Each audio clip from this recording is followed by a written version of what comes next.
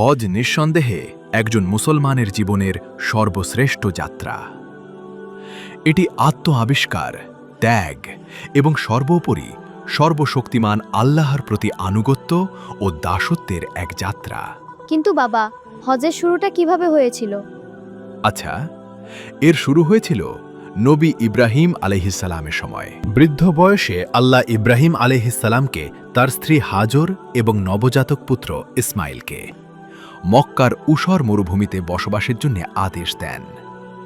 তাদের জন্য খেজুর ও পানি ছাড়া আর কিছুই রেখে যেতে বলেন না। ইব্রাহিম আলাইহিসসালাম যখন রওনা হতে শুরু করেন, তখন তার স্ত্রী হাজর আবেগাপ্লুত হয়ে কেঁদে ওঠেন। আপনি কোথায় যাচ্ছেন? কার কাছে আমাদের রেখে যাবেন? তিনি ব্যাকুলভাবে এই কথাটি বারবার বলতে থাকলেন। অবশেষে জিজ্ঞাসা করলেন, আল্লাহ কি আপনাকে এটি করার আদেশ দিয়েছেন? উত্তরে ইব্রাহিম আলাইহিসসালাম বললেন, হ্যাঁ। আল্লাহর একজন মহীয়সী নারী হওয়ায় তিনি উত্তর দিলেন, যদি তাই হয় তবে আল্লাহ আমাদের নিরাশ করবেন না। আল্লাহর উপর পূর্ণ ও সর্বোচ্চ আস্থা রেখে হাজেরা জীবন ধারণের উপায় খুঁজতে শুরু করলেন। তিনি সাফা ও মারওয়া পাহাড়ের মধ্যে 7 বার যাতায়াত করলেন। ফেরেশতা জিব্রাইল অবতরণ করলেন এবং তার ডানার অগ্রভাগ দিয়ে মাটিতে আঘাত করার সাথে সাথেই জমজম কূপের উৎসারিত হল। এই অলৌকিক ঘটনাটি সাইয়ের মধ্যে নিহিত। কয়েক বছর পর ইব্রাহিম আলাইহিসসালাম তার প্রিয় স্ত্রী ও পুত্র ইসমাইলের সাথে পুনরায় মিলিত হতে ফিরে এলেন। তার ফিরে আসার অল্প কিছুদিন পরেই ইব্রাহিম আলাইহিসসালাম একটি স্বপ্ন দেখলেন, যেখানে আল্লাহ তাকে জানিয়ে দিলেন যে তাকে তার পুত্রকে কুরবানি করতে হবে। এটি একটি চরম এবং কঠিন পরীক্ষা ছিল। তবু ইব্রাহিম আলাইহিসসালাম এবং তার পুত্র ইসমাইল উভয়ই স্বেচ্ছায় তা মেনে নিলেন। ঠিক যখন ইব্রাহিম আলাইহিসসালাম কুরবানি করতে যাচ্ছিলেন, আল্লাহ ছুরিটিকে না কাটার আদেশ দিলেন এবং ইব্রাহিম আলাইহিসসালামকে বুঝিয়ে দিলেন যে তিনি পরীক্ষায় উত্তীর্ণ হয়েছেন। কুরবানির বিনিময়ে একটি ভেড়া আনা হয়।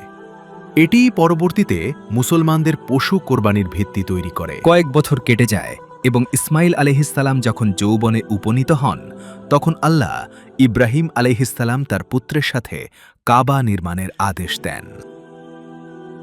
পৃথিবীতে আল্লাহর ঘর। আল্লাহ ইব্রাহিম আলাইহিসসালামকে লোকদের হজ পালনের জন্য আহ্বান করার আদেশ দেন। তখনও এটি ছিল মরুভূমির মাঝখানে। আল্লাহর প্রতি একনিষ্ঠ আনুগত্যে ইব্রাহিম আলাইহিসসালাম তার আদেশ পালন করেন। আজ সেই আহ্বানেরই উত্তর দেওয়া হয়েছে।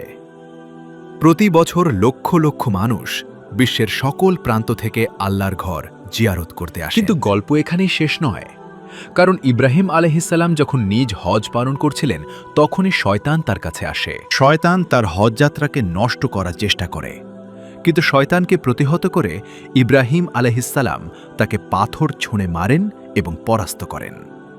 এই ঘটনাটি রামির মাধ্যমে মূর্ত হয়েছে। হজ প্রকৃতপক্ষে ইব্রাহিম আলাইহিসসালামের জীবনের একটি উদযাপন। আল্লাহ কোরআনে মুমিনদেরকে ইব্রাহিম আলাইহিসসালামের পথ অনুসরণ করার নির্দেশ দিয়েছেন।